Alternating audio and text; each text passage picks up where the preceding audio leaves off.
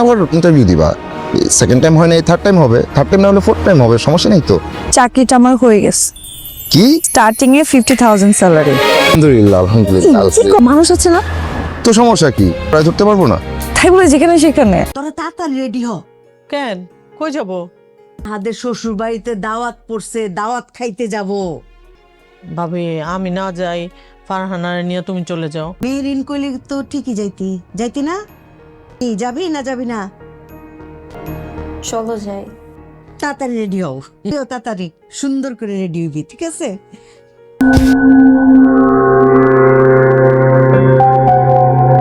এটা অফিস।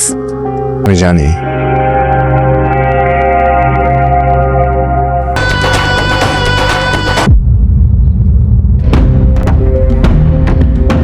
সুন্দর বড় সাজানো গোছানো ড্রয়িং রুম, তাই না ফাতিমা?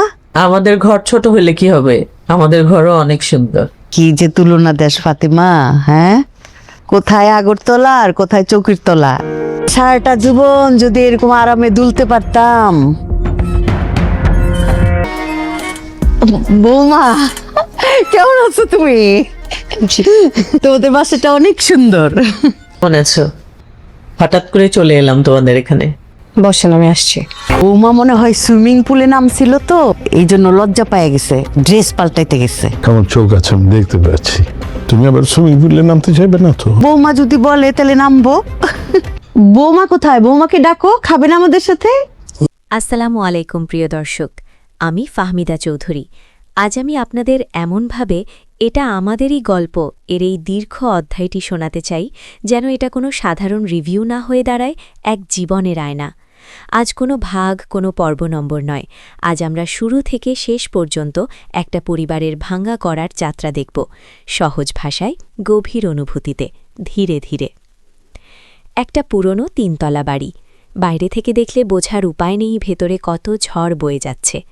একই ছাদের নিচে বাবা, মা, 2 ভাই, তাদের স্ত্রী সবাই আছে, কিন্তু একসাথে থাকা আর একসাথে থাকা দুটো জিনিস এক নয়। এই পরিবারে মানুষগুলো পাশাপাশি আছে, কিন্তু মনগুলো আলাদা আলাদা ঘরে বন্দী। সমস্যা শুরু টাকা দিয়ে নয়, শুরু হয় গোপনীয়তা দিয়ে। সামি নিজের স্বপ্নে বিশ্বাস করেছিল, বন্ধুর সাথে ব্যবসা শুরু করবে, পরিবারকে সারপ্রাইজ দেবে, সবাইকে প্রমাণ করবে সে কিছু করতে পারে। কিন্তু জীবন সিনেমা নয়, ব্যবসা ডুবে যায়, ব্যাংকের কিস্তি বাকি পড়ে, আর সেই গোপন ঋণ একদিন দরজায় কড়া নাড়ে। ব্যাংকের নোটিশ যখন বাড়িতে পৌঁছায় তখন শুধু কাগজ আসে না, সাথে আসে সন্দেহ, অপমান আর ভাঙ্গনের শব্দ। সায়রা প্রথমবার বুঝতে পারে তার স্বামী তাকে বিশ্বাস করেনি। এই আঘাত টাকা থেকে বড়। সে ভাবে, আমি কি এতটাই দূরের মানুষ যে আমাকে সত্য বলা যায় না? এখানেই সম্পর্কের ফাটল শুরু। ফাহাদ, ছোট ভাই, সবসময় একটু চুপচাপ। সে সরাসরি কিছু বলে না, কিন্তু ভেতরে ভেতরে সব দেখে। সে বুঝতে পারে সমস্যা শুধু টাকার নয়, সমস্যা অহংকারের। আমি একাই পারব, এই চিন্তাই সামিরকে একা করে দিয়েছে। এরপর আসে রিয়াদের নাটকীয় প্রত্যাবর্তন। যে বন্ধুকে সবাই দোষী ভাবছিল সে ফিরে এসে বলে সে পালায়নি, তাকে ফাঁসানো হয়েছে। আর এখানেই গল্পে ঢুকে যায় অন্ধকারের আরেক স্তর। রাতের বেলা সায়রার গোপন ফোন কল, কারো সাথে দেখা করতে যাওয়া, সবকিছু মিলিয়ে সন্দেহের আগুন জ্বলে ওঠে। এক রাতে ফাহাদ দূর থেকে দেখে সায়রা অচেনা এক লোকের হাতে কিছু কাগজ তুলে দিচ্ছে। সেই দৃশ্য যে কোনো দর্শককে বিভ্রান্ত করবে, কিন্তু সত্য অনেক সময় চোখে যা দেখায় তার চেয়েও গভীর হয়। পরদিন সায়রা ভেঙে পড়ে।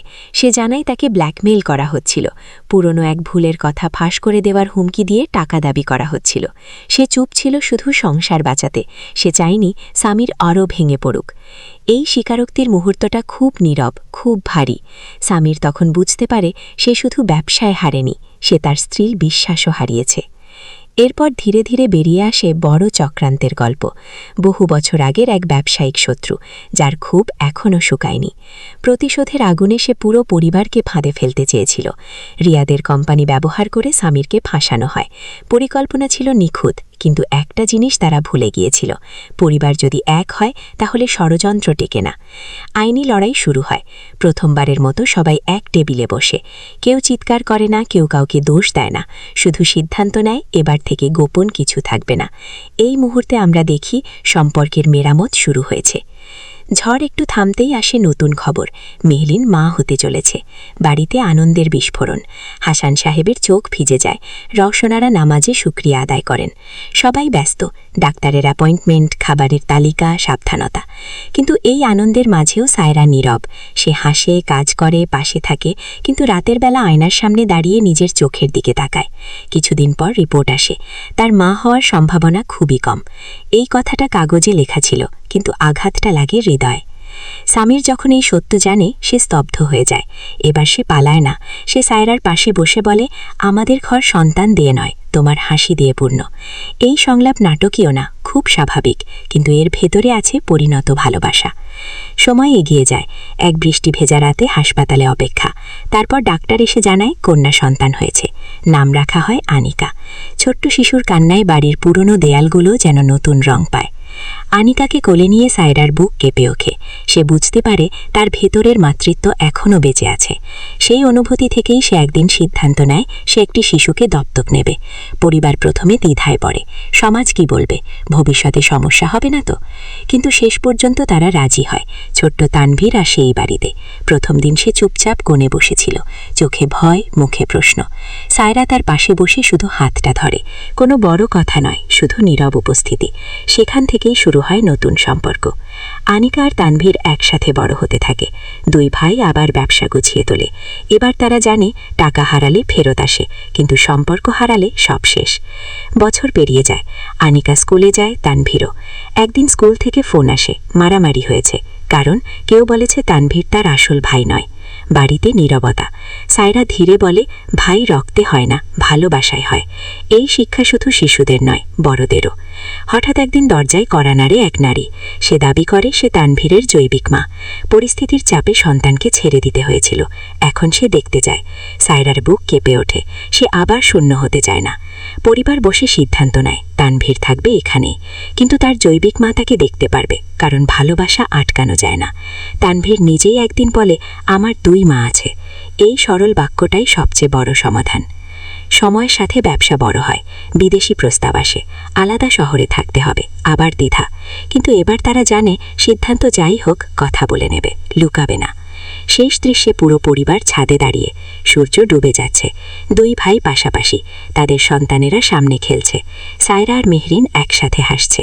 হাসান সাহেব চুপচাপ আকাশের দিকে তাকিয়ে বলেন, এই বাড়ি অনেক ঝড় দেখেছে, কিন্তু ভালোবাসা হারায়নি। এই গল্পে কেউ নিখুঁত নয়, সবাই ভুল করেছে, সন্দেহ করেছে, কেঁদেছে, কিন্তু সবচেয়ে বড় কথা তারা শিখেছে। এই নাটক আমাদের শেখায় পরিবার মানে শুধু একসাথে থাকা নয়, পরিবার মানে ভুলের পরও হাত না ছাড়া। সন্তান মানে শুধু রক্তের সম্পর্ক নয়, আর ভালোবাসা মানে শুধু সুখের দিনে পাশে থাকা নয়, ঝড়ের দিনে ঢাল হয়ে দাঁড়ানো। শেষ পর্যন্ত দাঁড়িয়ে থাকে একটা সত্য, জীবনে ঝড় আসবেই, কিন্তু যদি ভেতরে বিশ্বাস থাকে তাহলে বাড়ি ভাঙে না, বদলে আরও শক্তি হয়। এই গল্প কোনো কল্পনার পরিবার নয়, এ যেন আমাদের চারপাশের গল্প, আমাদের ভুল, আমাদের ক্ষমা, আমাদের লড়াই। এটা শুধু তাদের গল্প নয়, এটা সত্যিই আমাদেরই গল্প। নমস্কার শ্রোতাবৃন্দ, আমি আপনাদের প্রিয় গল্পকার। আজ আপনাদের জন্য নিয়ে এসেছি এমন এক গল্প যা হয়তো আপনাদের অনেকেরই চেনা, বা হয়তো বহু বছর ধরে বুকের গভীরে চাপা পড়ে থাকা কোনো অনুভূতির প্রতিচ্ছবি। এই গল্পটি আমাকে পাঠিয়েছেন নাম প্রকাশে অনিচ্ছুক এক অনুরাগী, যিনি অনুরোধ করেছেন তার পরিচয় গোপন রাখতে। তিনি চান এই গল্পটি আপনাদের মাঝে ছড়িয়ে পড়ুক, কারণ তিনি বিশ্বাস করেন এর মধ্যে দিয়ে হয়তো অনেকেই তাদের নিজেদের জীবনের কোনো অধ্যায় খুঁজে পাবেন। গল্পের কোনো এক ফাঁকে আমি আমার ব্যক্তিগত আইএমও নাম্বারটি দেব, তাই নাম্বারটি পেতে হলে পুরো গল্পটি মনোযোগ দিয়ে শুনতে হবে। আমার নাম অনন্যা, বয়স 40-এর কোঠায়। স্বামী, সন্তান, সংসার, এক মোটামুটি স্থিতিশীল সাধারণ বাঙালি পরিবারের ছবি। আমার স্বামী রাহুল একজন সফল ব্যবসায়ী। আমরা একদা ভালোবাসার সম্পর্কে জড়িয়েছিলাম। সময়ের সাথে সাথে সেই ভালোবাসা হয়তো কিছুটা ম্রিয়মান হয়েছে, কিন্তু যেটুকু ছিল তা নিয়েই চলছিল জীবন। আমাদের জীবনে বাইরের কারও বিশেষ প্রভাব ছিল না, অন্তত আমি তাই ভাবতাম। কিন্তু কিছু ঘটনা ঘটে যা জীবনের সরল সমীকরণকে জটিল করে তোলে, আর মনের গভীরে জন্ম দেয় এমন সব অনুভূতির যা হয়তো সমাজের চোখে অপরাধ, কিন্তু হৃদয়ের কাছে একান্ত সত্য। আমার এই গল্পের শুরুটা একটু অন্যরকম। রাডুল একজন প্রাক্তন প্রেমিকা ছিল, যার নাম ছিল ঈশিতা। ঈশিতা আমার বিয়ের অনেক আগে রাহুলের জীবনে এসেছিল। তাদের সম্পর্কটা যে খুব গভীর ছিল তা আমি জানতাম, কিন্তু ঈশিতার সাথে রাহুলের বিচ্ছেদ হয়ে গিয়েছিল অনেক দিন আগেই।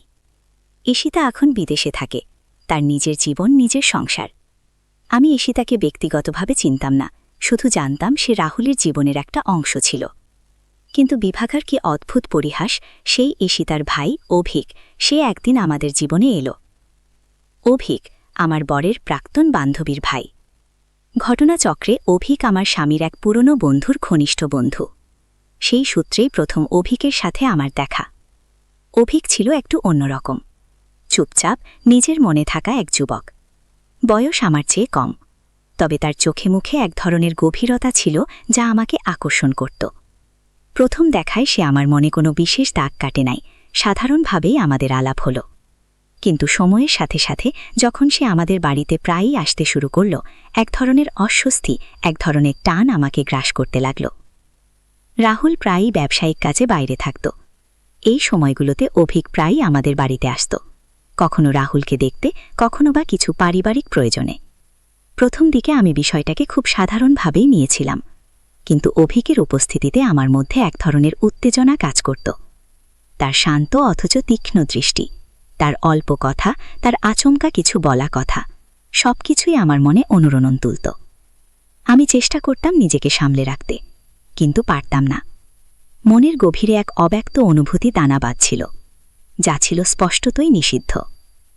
আমাদের বাড়ির এক অনুষ্ঠানে প্রথম আমি অভিকের সাথে নিবিড়ভাবে কথা বলি। বাড়ির বড়রা অনেকেই এসেছিল। রাহুল তখন এক জরুরি ফোন কলে ব্যস্ত। অভিক এসে আমার পাশে দাঁড়ালো, বলল, কাকিমা, আপনাকে আজ খুব সুন্দর লাগছে। ওর এই আকস্মিক প্রশংসা আমাকে একটু বিচলিত করে তুলল। আমি শুধু একটু হাসলাম, কিন্তু সেই হাসির আড়ালে আমার হৃৎস্পন্দন যেন বেড়ে গিয়েছিল। এরপর থেকে অভিকের সাথে আমার যোগাযোগ বাড়তে লাগল, কখনো সোশ্যাল মিডিয়াতে, কখনো বা নিছক সৌজন্যবশত। আমার মনে হচ্ছিল আমি কোনো ভুল পথে চলেছি। রাহুলকে আমি যথেষ্ট সম্মান করতাম, কিন্তু অভিকের প্রতি আমার এই আকর্ষণ আমি কিছুতেই দমন করতে পারছিলাম না। ভয়, অপরাধবোধ আর নিষিদ্ধ প্রেমের এক তীব্র আকাঙ্ক্ষা, এই সব মিলেমিশে আমার জীবনকে এক জটিল জালে জড়িয়ে ফেলল। অভিক কি আমার এই গোপন অনুভূতি টের পেত, নাকি সেও আমারই মতো একই অনুভূতির টানে ছুটে আসত?